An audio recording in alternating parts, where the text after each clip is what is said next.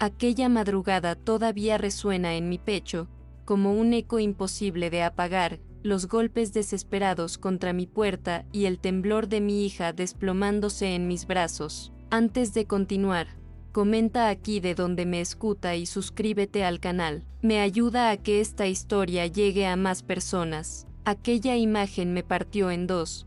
La piel de Laura marcada por la violencia y sus ojos, que parecían pedirme algo más que refugio. Nunca olvidaré cómo sus lágrimas caían sobre mis manos, como si me estuviera entregando un secreto insoportable, un peso que jamás pensé que llegaría hasta nuestra casa. Yo creía haber construido un refugio sólido, una casa donde el silencio era calma y no miedo, donde el calor de la cocina bastaba para mantener el mundo a raya. Pero esa noche entendí que mi fortaleza era apenas un espejismo, que todo lo que había protegido podía derrumbarse con un solo golpe de realidad. Mi corazón latía tan fuerte que pensé que los vecinos lo escucharían a través de las paredes delgadas, y me avergoncé de sentir miedo en lugar de la fuerza inmediata que mi hija necesitaba de mí. Recuerdo haberle acariciado el cabello, intentando ordenar entre mis dedos su desorden de espanto,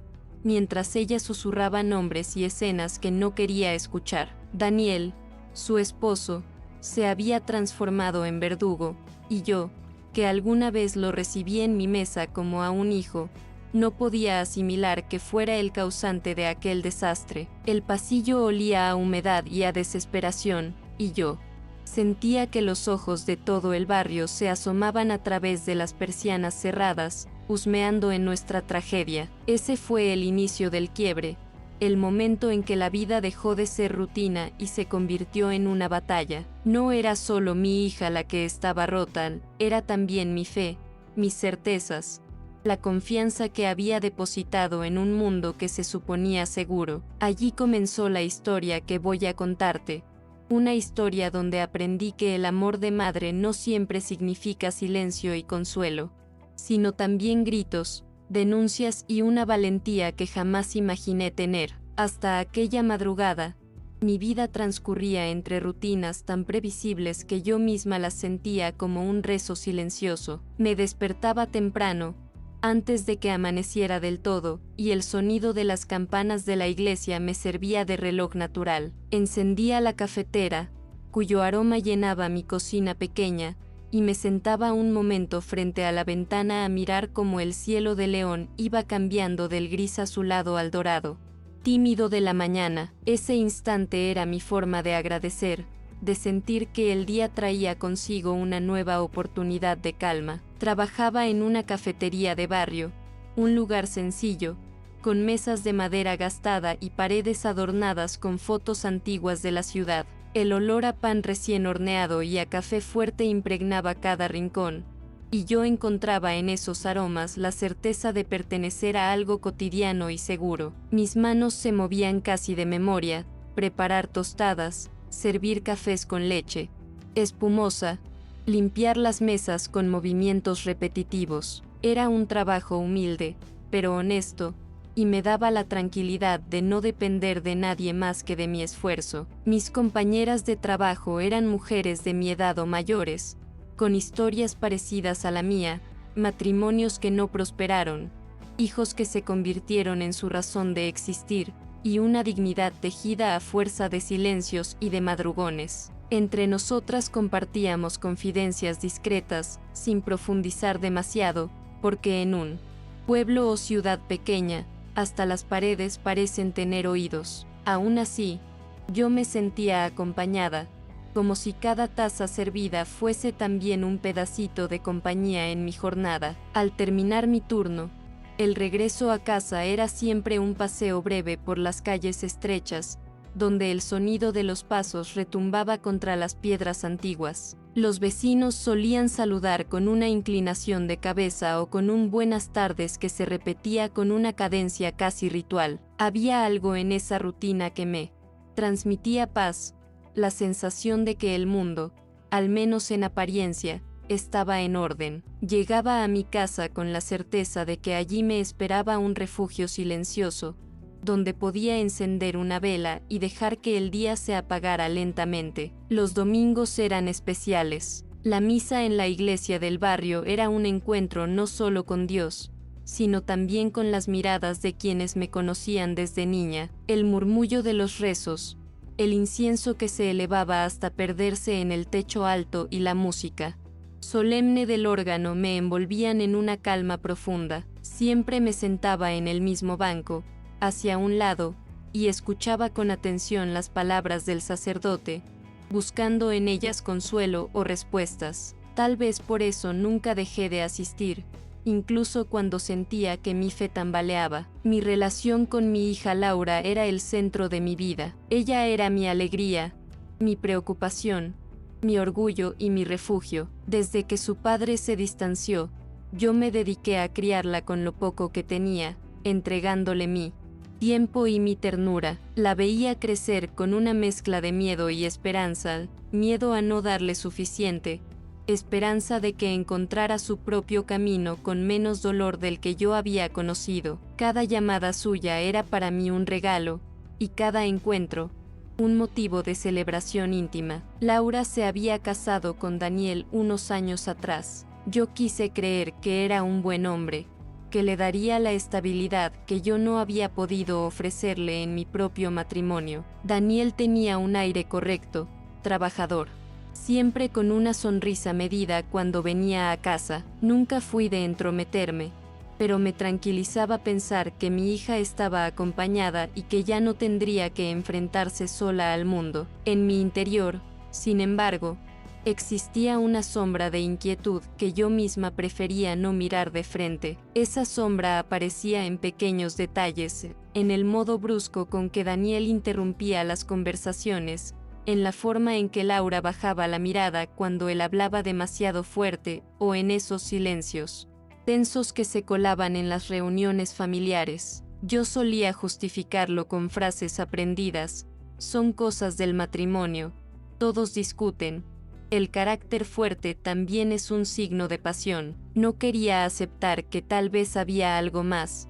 porque aceptar significaba abrir la puerta a un miedo mucho mayor. La casa donde vivía era sencilla pero ordenada. Las paredes pintadas de blanco reflejaban la luz del día, y en la sala había fotos de Laura en distintas etapas, de niña con su uniforme escolar, en su graduación y en su boda. Cada una era para mí un recordatorio de que había valido la pena todo sacrificio. Las flores secas en jarrones y los manteles bordados por mis propias manos daban al espacio un aire cálido, como si cada rincón me susurrara que ahí estaba mi historia, mi identidad y mi lugar en el mundo. Mis noches estaban hechas de rituales. Después de cenar sola, me sentaba en una silla junto a la ventana, con una manta sobre las rodillas y un libro entre las manos. No siempre leía mucho, pero me gustaba pasar las páginas y dejarme arrullar por el silencio de la calle. El sonido de algún coche lejano o de un perro ladrando a lo lejos eran mis compañeros de velada. Luego, casi siempre, Laura me llamaba, y su voz llenaba la casa vacía de una forma que ninguna lámpara ni ningún objeto podía lograr. En esas llamadas, ella me contaba cosas simples, como había ido el trabajo, que había cocinado, si Daniel llegaba tarde o si habían ido a visitar a algún amigo. Yo escuchaba, con atención, guardando cada palabra como quien guarda una joya. A veces, sin embargo, notaba un cansancio extraño en su voz, como si arrastrara un peso invisible. Le preguntaba si todo iba bien, y ella siempre respondía que sí, que solo estaba cansada, y yo, por no insistir, por miedo a parecer invasiva, dejaba que el silencio respondiera en su lugar. La comunidad en la que vivíamos era estrecha, tanto en proximidad como en pensamiento. Los vecinos se conocían de toda la vida, y aunque eso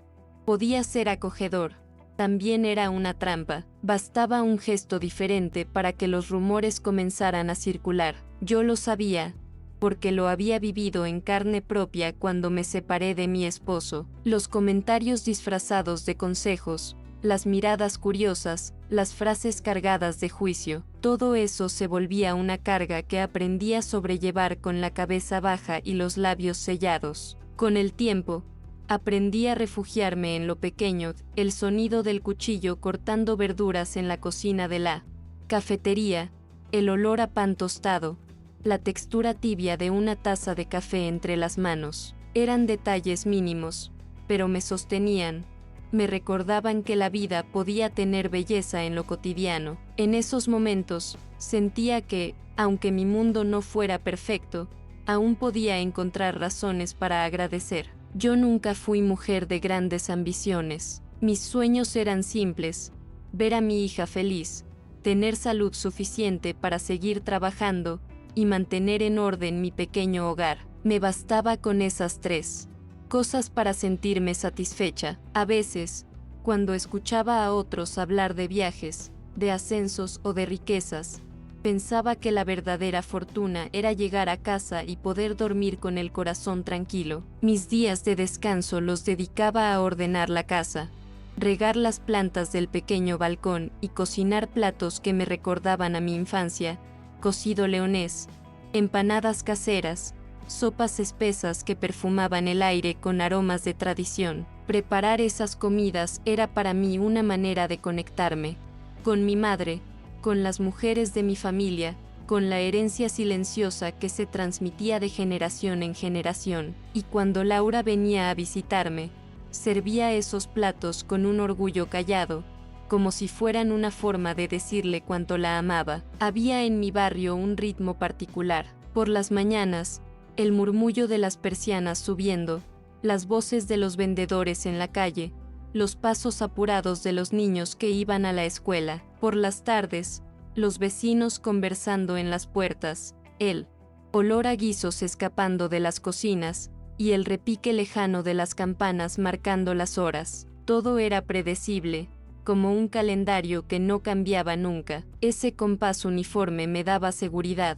Me hacía creer que los sobresaltos pertenecían a otros mundos, no al mío. Mi soledad era, en cierto modo, elegida. Después de mi separación, no quise rehacer mi vida sentimental. Aprendí a sentirme suficiente con mi trabajo, mi hija y mi fe. Había noches en que la nostalgia me golpeaba, sobre todo al ver parejas tomadas de la mano en la plaza, pero me consolaba pensando que había dedicado mi energía a lo más importante: criar a Laura y mantenerme en pie. Ese pensamiento me daba fuerzas, aunque también escondía una grieta de anhelo que nunca confesé. Mis vecinas a veces me decían que parecía demasiado reservada, que hablaba poco y que guardaba demasiado para mí. Tal vez tenían razón, pero yo siempre creí que la discreción era también una forma de dignidad.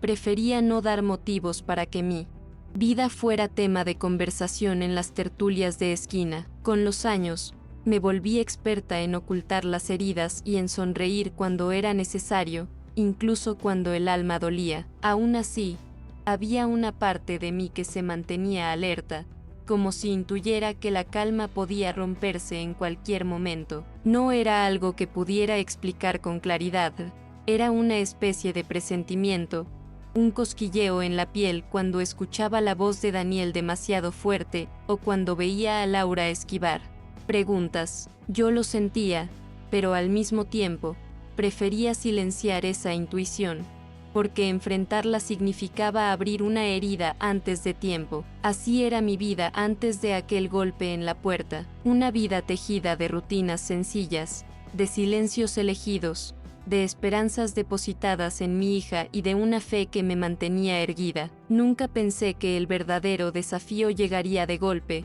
en la noche más oscura, transformando lo que parecía seguro en un campo de batalla. Y sin embargo, ahora, entiendo que todo ese pasado, con sus rituales y sus sombras, era apenas la calma que precedía a la tormenta. Eran casi la 1 de la madrugada cuando un golpe seco y desesperado retumbó en mi puerta. Me levanté con el corazón desbocado, pensando que se trataba de algún vecino en apuros o de un malentendido. Pero al abrir, encontré a Laura desplomada en el umbral, con el rostro hinchado por los moretones y las lágrimas. Su respiración era entrecortada, y sus manos temblaban como si el frío de la noche se le hubiera metido en los huesos. En ese instante supe que nada volvería a ser igual, que mi mundo seguro se había quebrado de raíz. La tomé entre mis brazos, sintiendo como su cuerpo se aferraba al mío con una fuerza que mezclaba miedo y alivio. «Mamá, no podía más», susurró, y esas 3 palabras perforaron mi corazón como cuchillos invisibles. El aire de la escalera olía a humedad, pero yo solo podía percibir el olor metálico de la sangre en su labio partido. La llevé adentro, cerrando la puerta con un impulso nervioso, como si de ese gesto dependiera protegerla del mundo que había intentado devorarla. Cuando logró articular frases completas, me confesó entre sollozos lo que hasta entonces había escondido. Daniel tenía otra mujer, y al descubrirse la situación, la discusión se había transformado en violencia brutal. Yo escuchaba aturdida, con la cabeza dando vueltas, incapaz de unir la imagen del yerno correcto que conocía con el monstruo que había golpeado a mi hija. Mira. Incredulidad se mezclaba con una culpa insoportable.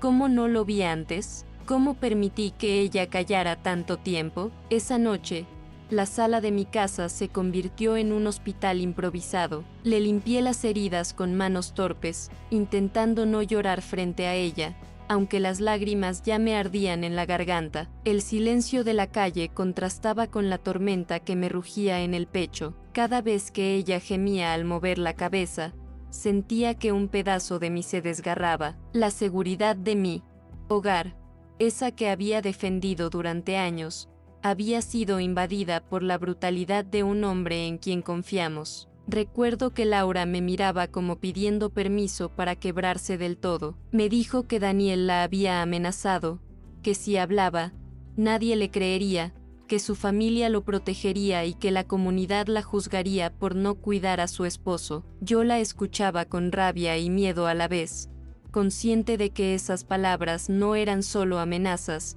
En un barrio tan pequeño y conservador, podían convertirse en realidad. Me estremecí al comprender que no solo enfrentábamos a un hombre, sino a todo un entorno dispuesto a silenciarnos. La madrugada avanzaba, y yo no lograba decidir qué hacer. Llevarla al hospital, arriesgando que él apareciera a desmentirlo todo, llamar a la policía, sabiendo que en nuestra comunidad el escándalo se propaga más rápido que la compasión. Sentí por primera vez un dolor físico en el pecho, como si cada decisión implicara perder algo irreemplazable. Me descubrí cobarde, temerosa del que dirán, y al mismo tiempo furiosa conmigo misma por siquiera pensarlo mientras mi hija sangraba en el sofá. El reloj marcaba las 2 de la mañana cuando comprendí que la fe que tantas veces me sostuvo no alcanzaba para responder al horror de esa noche. Recé en silencio, con las manos entrelazadas, pero lo único que recibí fue un vacío ensordecedor. Miré a Laura dormida, exhausta del llanto, y supe que tenía que encontrar dentro de mí una fuerza distinta, una que no dependiera de sermones ni de apariencias, sino del amor feroz de madre. Ese fue el momento en que todo cambió. Lo que hasta entonces había sido rutina, calma y confianza, se transformó en una batalla desigual contra la violencia, la mentira y el juicio ajeno. Con el cuerpo de mi hija descansando apenas en el sofá, juré en silencio que no permitiría que su vida se redujera al miedo. No sabía cómo, no sabía con qué fuerzas, pero entendí que esa madrugada no solo había destrozado a Laura, también me había despertado a mí de un largo sueño de ingenuidad. A la mañana siguiente, el sol entraba por la ventana con una claridad cruel, como si la luz quisiera exponer lo que habíamos tratado de ocultar durante la madrugada. Laura apenas podía moverse, su rostro mostraba marcas que hablaban por sí solas. Yo preparé un café que quedó intacto sobre la mesa, porque ninguna de las dos tenía apetito ni fuerzas para sostener una rutina. El silencio entre nosotras pesaba más que cualquier palabra, como si cada respiración fuera un recordatorio de que nuestra vida había cambiado. Tomé la decisión de llevarla al hospital, aunque el miedo me paralizaba. Caminamos juntas por los pasillos blancos, donde el olor a desinfectante parecía gritar todo lo que queríamos callar. El médico me miró de reojo, preguntando con una frialdad incómoda: ¿se ha caído? Laura bajó la cabeza, incapaz de responder. Yo asentí con un gesto torpe, mintiendo de manera instintiva, porque la vergüenza me atenazaba más que la indignación. Fue la primera vez que sentí que el mundo entero conspiraba para callarnos. No tardó en aparecer Daniel. Llegó al hospital con su porte seguro, saludando como si nada hubiera pasado. Nos miró con una sonrisa que me heló la sangre, y se acercó a la cama de Laura, acariciándole el hombro con un gesto que parecía cariño, pero era puro control. Ella se encogió, temblando, y yo lo observaba con una mezcla de rabia y miedo, consciente de que él sabía perfectamente cómo manipular las apariencias. El personal médico lo trataba con respeto, y eso me hizo sentir aún más sola. Los días siguientes se convirtieron en un desfile de miradas y comentarios velados. Los vecinos comenzaron a notar que Laura pasaba más tiempo conmigo, y las preguntas disfrazadas de interés no tardaron en llegar. ¿Está todo bien en casa? ¿Daniel sigue trabajando tantas horas? Yo respondía con evasivas, pero sabía que los rumores ya circulaban. En nuestro barrio, el murmullo podía ser tan cruel como la violencia misma, y cada palabra escuchada en la esquina me atravesaba como una acusación. La familia de Daniel no tardó en intervenir. Su madre vino a verme una tarde, con un gesto severo y una voz cargada de reproche. No deberías alentar a tu hija a exagerar las cosas. Daniel es un buen hombre. El matrimonio tiene momentos difíciles, y las mujeres debemos saber soportar. Sus palabras me hirieron como un látigo, pero lo peor fue ver cómo ella creía lo que decía, como si mi hija fuera culpable por no aguantar lo suficiente. En la iglesia tampoco encontré refugio. El sermón de ese domingo parecía dirigido a nosotras. Hablaba de la importancia de la paciencia, del perdón dentro del matrimonio, de la cruz que cada mujer debía llevar por amor. Yo me senté en el banco, sintiendo que esas palabras se clavaban en mi espalda. Miré a Laura, que no levantaba la vista, y sentí que la fe que me había sostenido durante años ahora me estaba traicionando, colocándome del lado de quienes justificaban el dolor. Las noches se volvieron insoportables. Laura tenía pesadillas en las que gritaba el nombre de Daniel, y yo me levantaba corriendo para abrazarla, temiendo que se hiciera daño incluso dormida. Su cuerpo se estremecía en mis brazos, y yo sentía que cargaba con el peso de dos vidas, la suya y la mía. La ansiedad me robaba el sueño, y el dolor en el pecho se volvió una presencia constante, como un recordatorio físico de la impotencia que me consumía. Intenté convencerla de denunciarlo, pero el miedo la paralizaba. Mamá, nadie me va a creer, repetía, con los ojos llenos de lágrimas. Y tenía razón. En un barrio donde las apariencias valen más que la verdad, donde Daniel era visto como un hombre trabajador y respetable, la palabra de una mujer golpeada parecía no tener peso. Me dolía admitir que, en cierto modo, yo también dudaba de que nos escucharan. Mientras tanto, Daniel se mostraba cada vez más seguro. Venía a buscarla a mi casa con gestos amables, saludando a los vecinos, hablando en voz alta para que todos lo escucharan. Mi esposa está un poco nerviosa, pero todo está bien, decía, y la gente asentía, como si no hubiera nada que cuestionar. Yo lo miraba entrar en mi sala, dueño de la situación, y sentía que mi propia casa había sido tomada por su presencia oscura. Hubo un día en que la humillación alcanzó un punto insoportable. Fuimos juntas a la farmacia, y allí, frente a otras personas,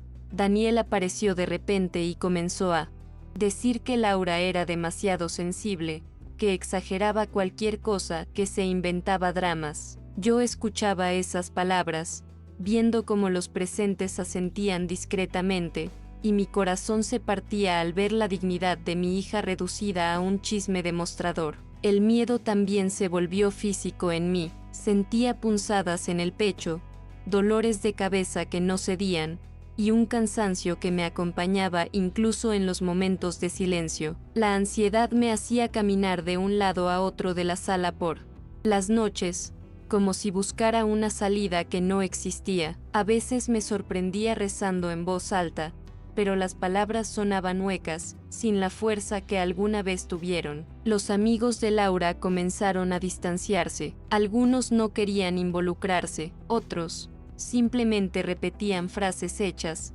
Dale tiempo, seguro él cambia, los matrimonios son así. Yo observaba cómo mi hija se aislaba, encerrada en sí misma, y me dolía ver que la soledad era ahora su única compañía. Yo intentaba llenar ese vacío, pero sabía que mi voz no bastaba para callar el eco de su dolor. Daniel, por su parte, se mostraba cada vez más agresivo en privado. Una noche vino a mi casa a buscarla, y cuando le pedí que la dejara descansar, me lanzó una mirada que todavía me hiela la sangre. No dijo nada, pero en ese silencio había una amenaza tan clara como un grito. Cerré la puerta temblando, consciente de que mi vida también estaba en riesgo por protegerla. Los días en la cafetería se volvieron insoportables. La gente hablaba entre susurros, y yo sentía que cada cliente me miraba con lástima o con juicio. Mis manos temblaban al servir el café,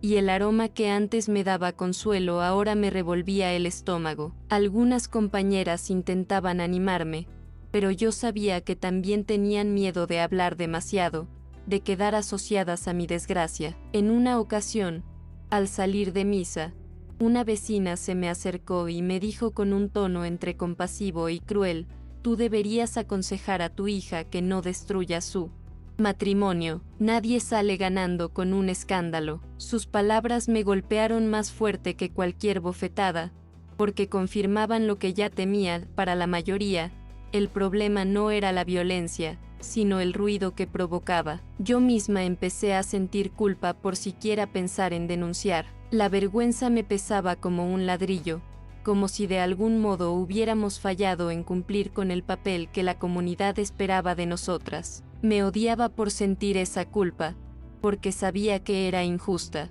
pero no lograba librarme de ella. Cada vez que veía el rostro herido de Laura, me repetía que debía ser fuerte, aunque por dentro me sintiera quebrada. El dolor físico en mí comenzó a aumentar. Un médico me dijo que era ansiedad, que debía descansar.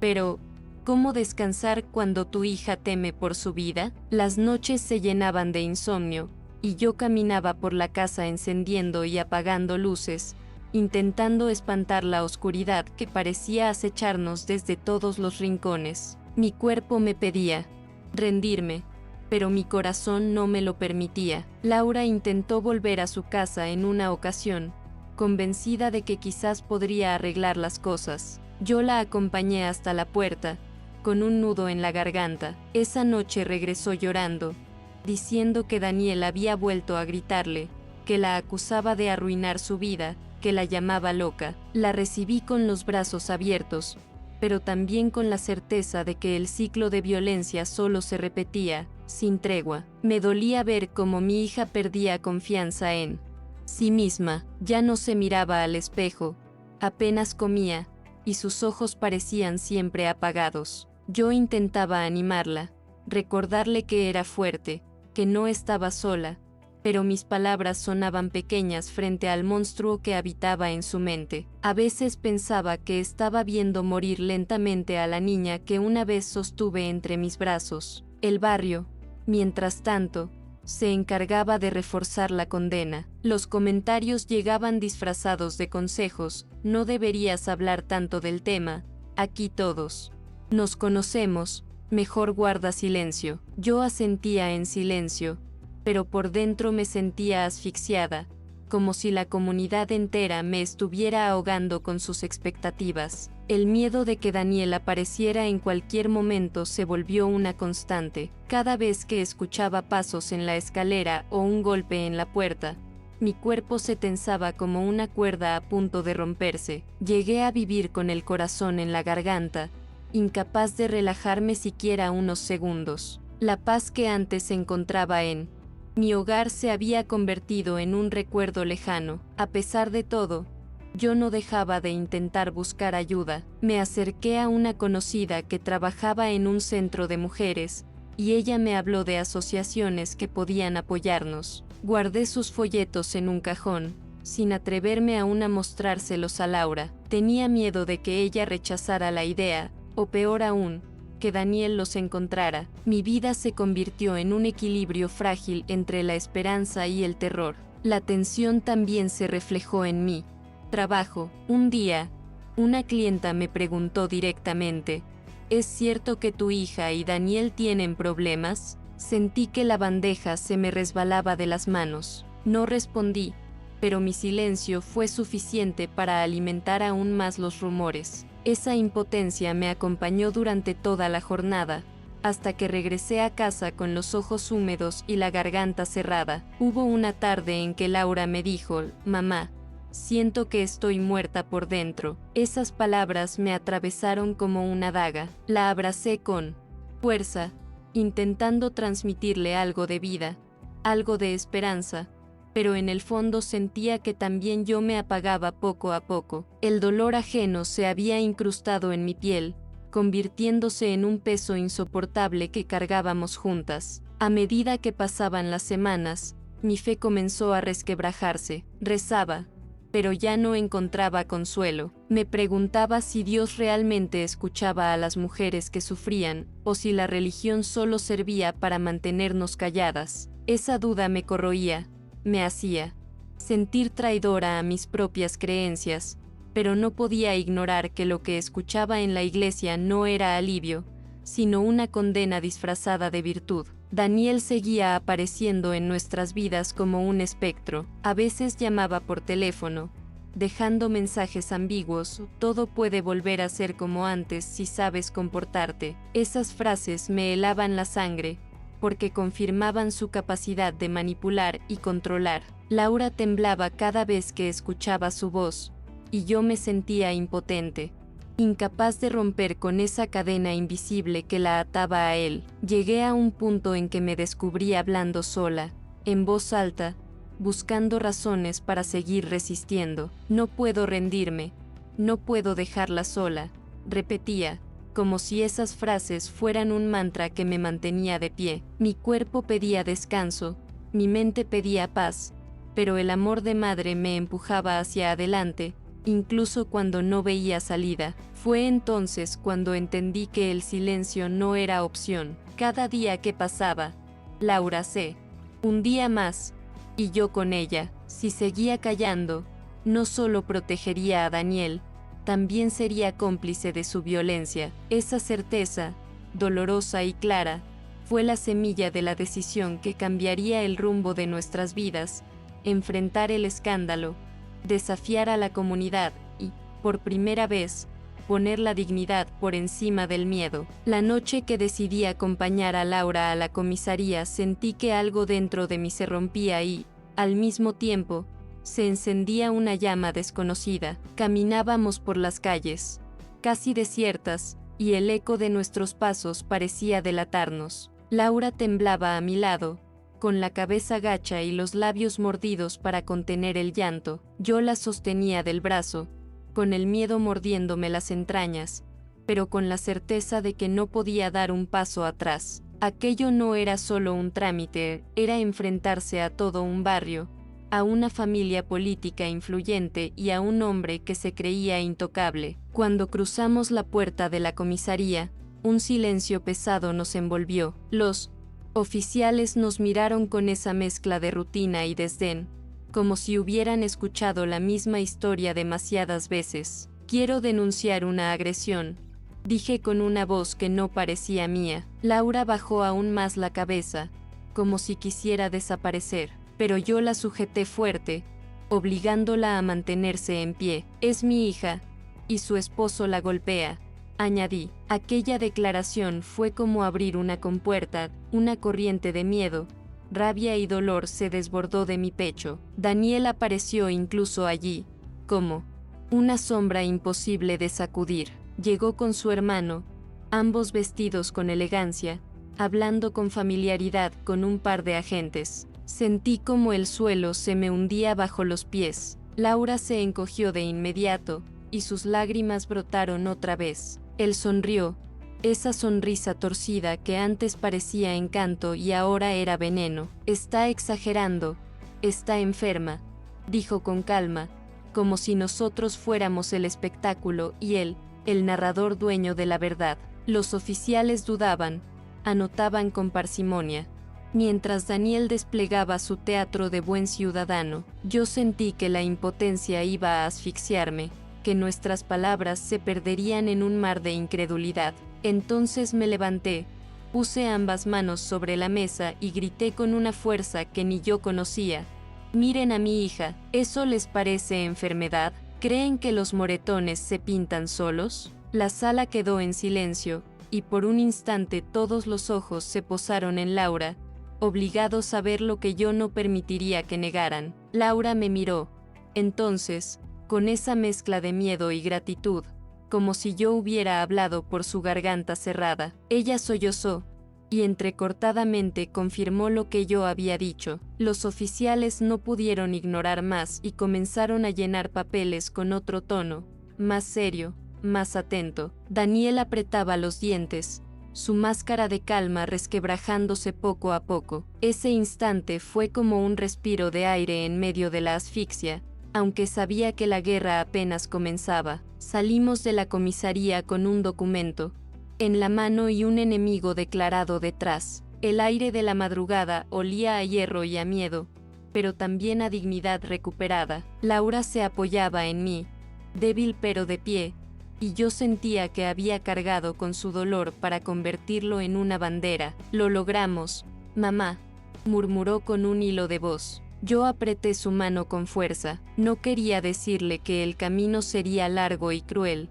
pero tampoco podía permitir que pensara que estábamos solas. Los días siguientes fueron una tormenta. Daniel nos persiguió, con llamadas, mensajes y visitas inesperadas. Sus padres nos acusaban de destruir a la familia. La parroquia repetía sermones que parecían escritos para nosotras. Cada esquina del barrio se convirtió en un tribunal, cada mirada en un cuchillo, pero dentro de mí ya no había silencio, había un rugido que no iba a callar. Una tarde, al volver del hospital donde Laura se hacía controles, nos encontramos con Daniel esperándonos frente al portal. Su presencia era como una amenaza palpable. «Retírenla.